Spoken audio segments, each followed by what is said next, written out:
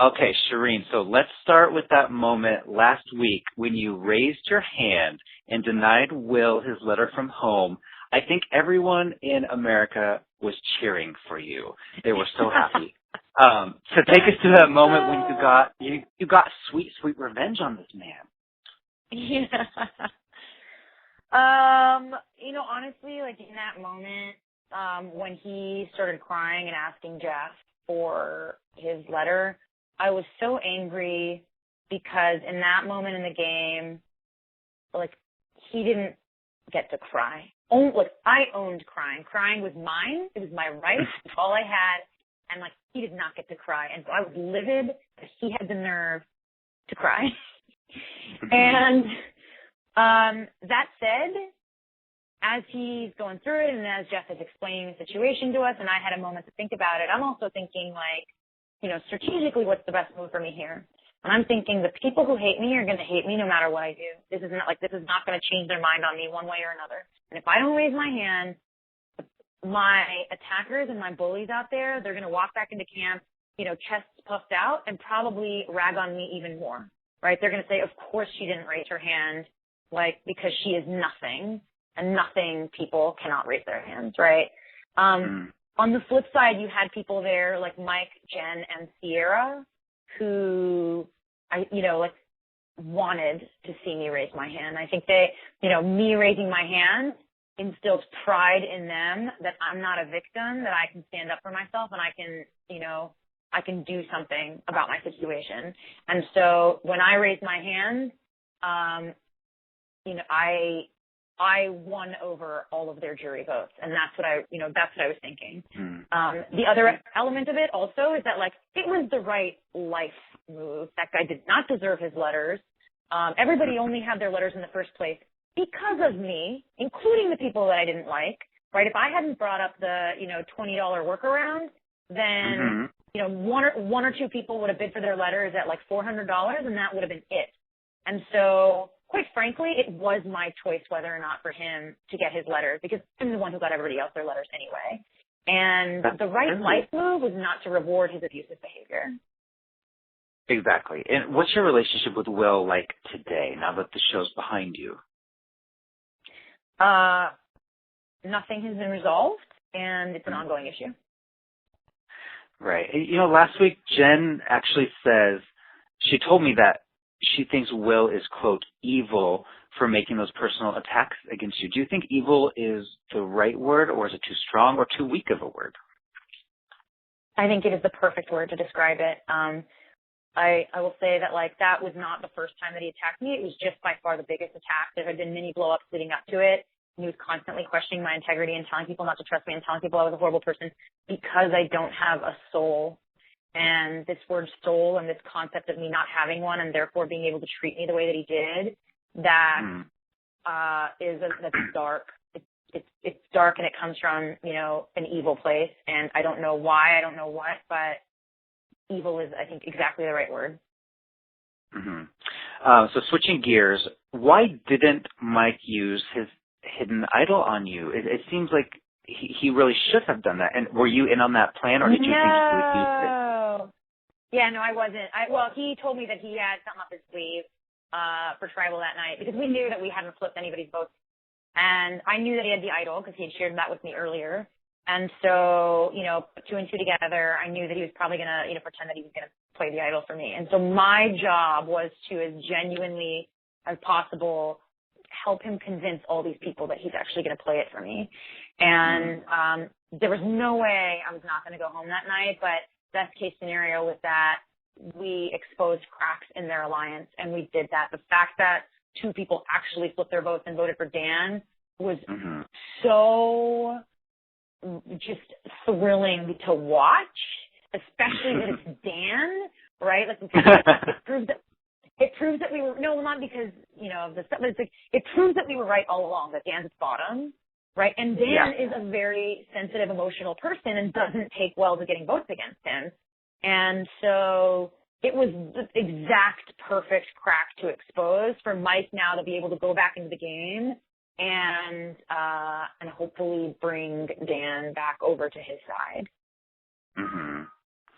And you and Dan had some interesting conversations out there, in particular the one a few weeks ago in the water where he basically said, you can't be a fan because you're not doing simple math. You've chosen the wrong alliance. What was going through your head when he was basically calling your fandom into question?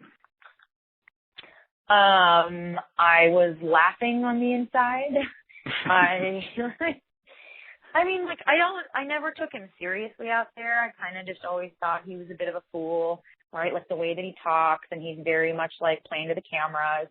And it's only after I'm now like watching it on TV and seeing his confessionals and seeing his reaction on social media that I'm realizing, oh, like this is deeper than that. He like really is being cruel and malicious here.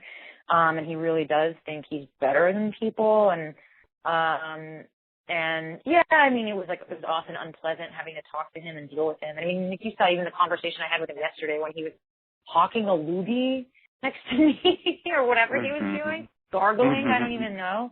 And you could see, like, I didn't even bat an eyelash in that situation. I just kept talking like he wasn't doing it because that's just Dan. Right. You know, and that's Dan. He speaks for himself, literally. Right. Hey, do you think being a super fan hurt you or helped you in the game?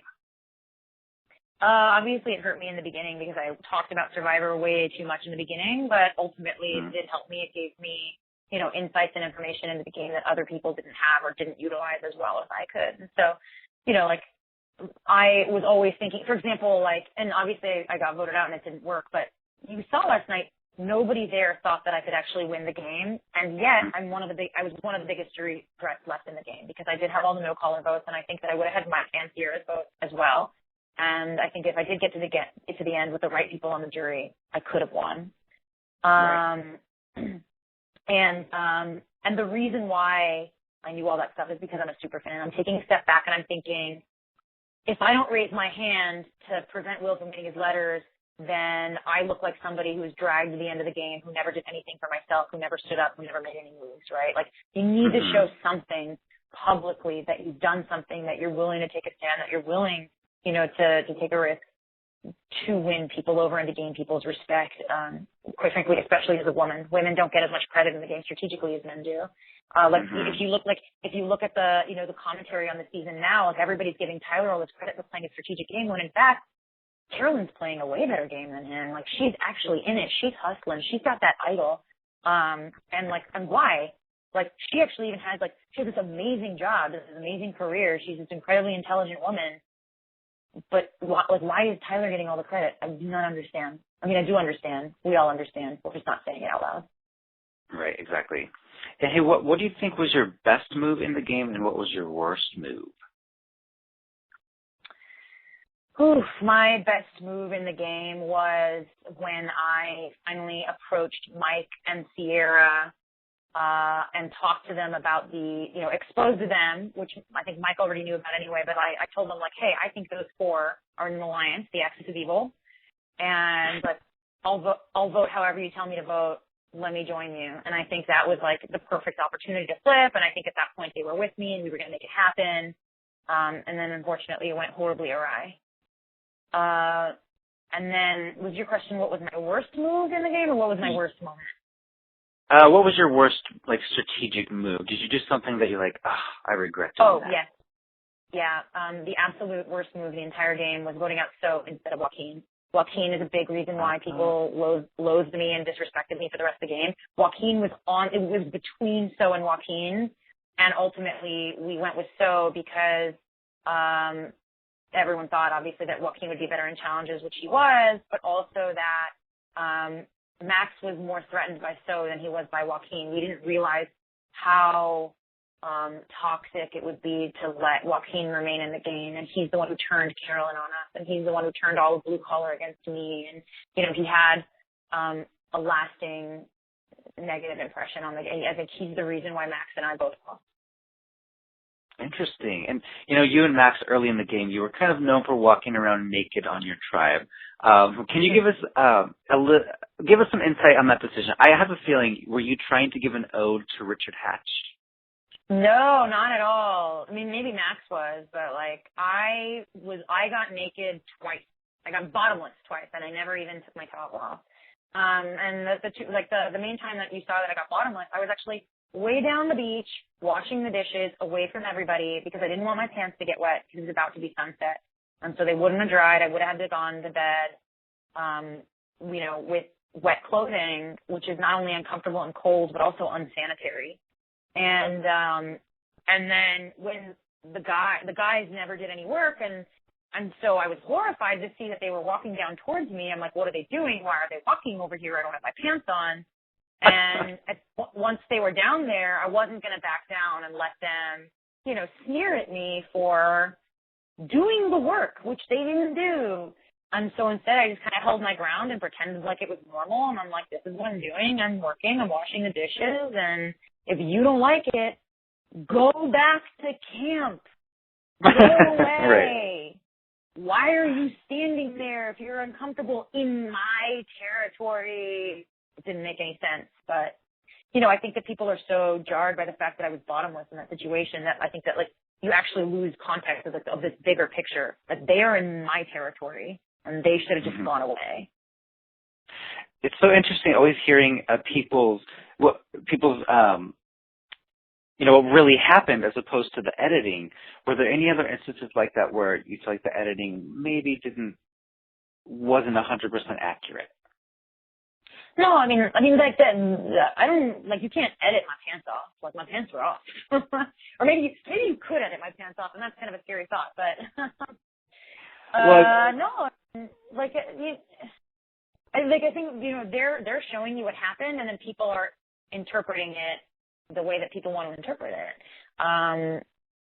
So I believe that the edit has been completely accurate. I did all those things that they show. I did enjoy monkey sex, and I did get bottomless. I was annoying at times, but I did turn people around on me. I did make really lasting, beautiful friendships out there. And people were really ugly to me, with no basis whatsoever. Not that a basis is required to even, or would even excuse some of that behavior. No, I think people are too quick to question the so-called edit, but I think for the most part, you have to understand, I more than anybody understand, we're characters on a TV show. We're not, they're not obligated to show us as the people that we really are. It's impossible to do in that amount of time. Mm-hmm. Okay, so final question here. Being a huge super fan, do you have any advice for other fans who are thinking of maybe taking the plunge and trying out for the show? Yeah, never give up. Continue to try. Just apply. And then I would also just say,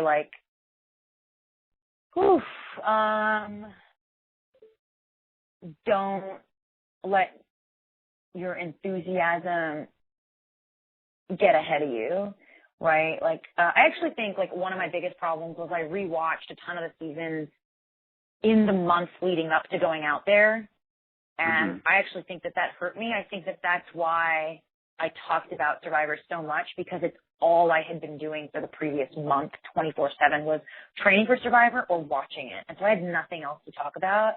I would actually, and this is crazy, but I would actually advise against rewatching seasons, or just rewatching a few casually and not cramming them down, so that you still remain the well-rounded person that you are. Mm-hmm. Awesome. Well, thanks so much, Shirin. It was a pleasure watching you. I really enjoyed you on the show, and maybe All Stars coming up soon, I hope. Would you do it? Maybe. I would do it in a heartbeat. Great. Okay. Thanks a lot. Yep. Thank you. Bye-bye.